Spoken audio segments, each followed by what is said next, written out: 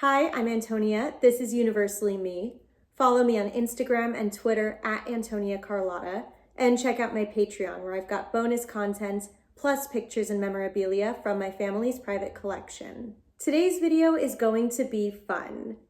And by fun, I guess I mean it's going to be a little bit controversial. I hope I don't lose many followers over it, but it might get ugly. I'm very passionate about this topic. Today, we decide, is it okay to call the monster Frankenstein? And by we decide, I mean I'm gonna tell you. This is one of my favorite topics. I have read about it a lot, I've thought about it a lot. I have a strong opinion, and I believe my opinion is right.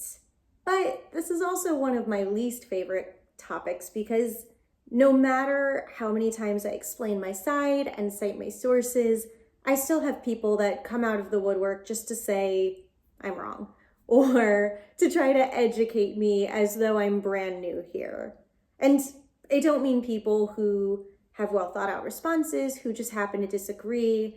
I just mean trolls or kids or pedants or people just looking to start a fight who I already know are going to be in these comments anyway, but I'm also excited to get some good debate going. So let's go. Frankenstein, or the Modern Prometheus, was a book written by Mary Shelley and released in 1818.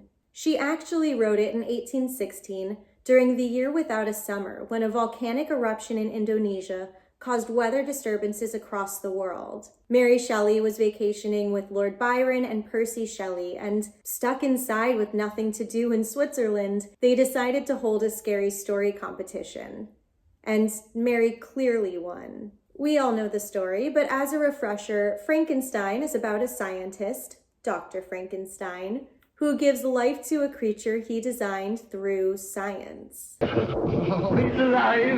It's alive! It's alive! It's alive! And this sets up the first point as to the Frankenstein monster confusion, because, well, the scientist, his name is Dr. Frankenstein, but the monster, he never really gets a name. He's referred to in different ways throughout the book. He's called the monster, the creature, demon, fiend, wretch. There's even an argument sometimes that his name could be Adam, because in the book there's a line that says, "I ought to be thy Adam," referring to the biblical Adam, but no name. There's been an ever-present struggle since the book's release to figure out what to call the monster. The first theatrical adaptation of Mary Shelley's novel premiered in London in 1823. And here again, we see the monster without a name. In the playbill, next to actor T.P. Cook's name was just a line of dashes. Mary Shelley herself saw the show, and she loved that. In a letter to her husband, she said the playbill amused her extremely, and she found this nameless mode of naming the unnameable rather good. In newspapers and articles from the 1800s to the early 1900s, I most commonly see him referred to as the monster or the creature. And today, when people correct me, that's usually what they'll say too.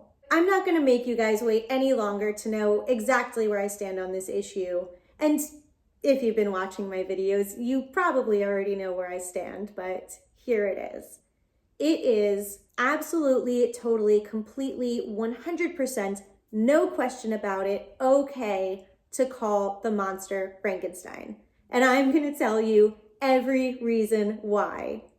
Don't worry though, it's only like 5 reasons. Number 1, people have been calling the monster Frankenstein for centuries, and precedent is important. Let's look at comedian Joseph Grimaldi, for example. In the 1810s, he was known for making crazy, wacky characters using found objects. One in particular would use vegetables to be different parts of his body.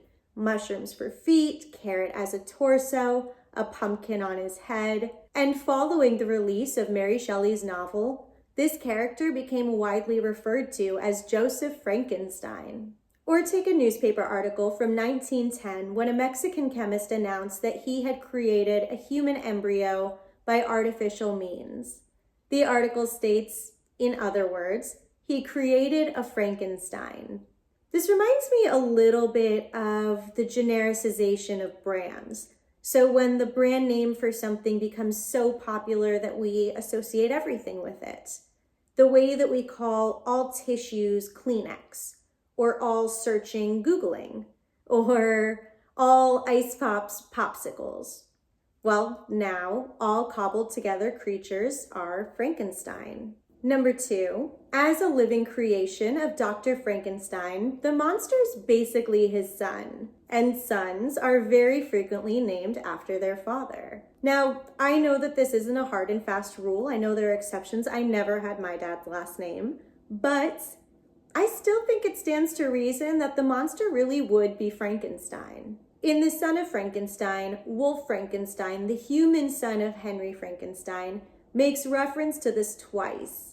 Once, he complains that the monster carries the same name as him, and he's getting blamed for the monster's misdeeds. Another time, during a conversation with Igor, Igor says, "Your father made him, and he's your father too." To which Wolf replies, "Are you meaning to imply that that's my brother?" Sounds to me like he's a Frankenstein. Number 3, let's talk about Peggy Webling for a second, because Peggy Webling is one of my strongest arguments for calling the monster Frankenstein. Peggy Webling was a British playwright, novelist, and poet. Her 1927 stage play of Frankenstein inspired the 1931 Universal film. Hamilton Dean, who was a producer and actor, requested Peggy write the play, having just finished his own successful run in his adaptation of Dracula. Though the play Frankenstein got mixed reviews, it was notable for one very important reason, and that's that Peggy specifically and purposefully named the monster after the creator. And Universal ran with that. Number 4, Universal absolutely 100% called the monster Frankenstein. And of course I'm gonna side with Universal on this.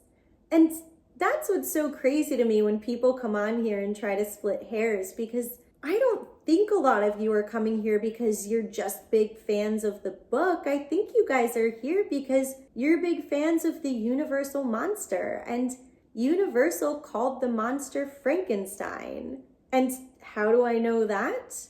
Well, 1, because it's my family, I just know. But let's look at their first sequel, The Bride of Frankenstein. It's not The Bride of Henry, it's The Bride of Frankenstein. And the tagline says, "The monster demands a mate."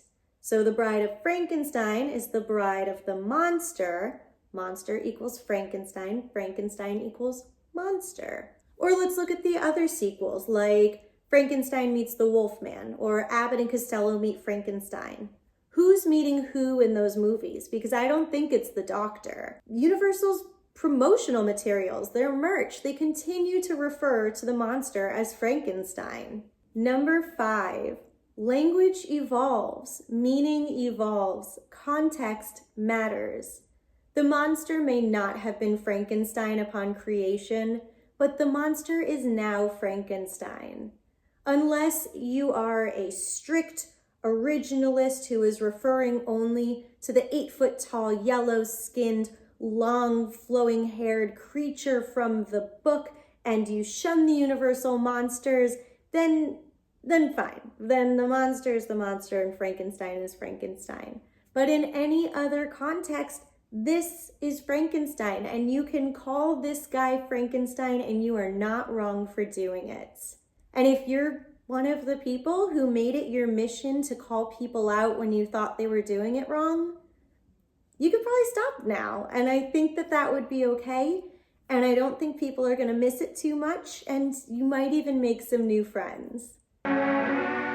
Friend? But all that being said, I actually am excited to get a little bit of debate going in the comments.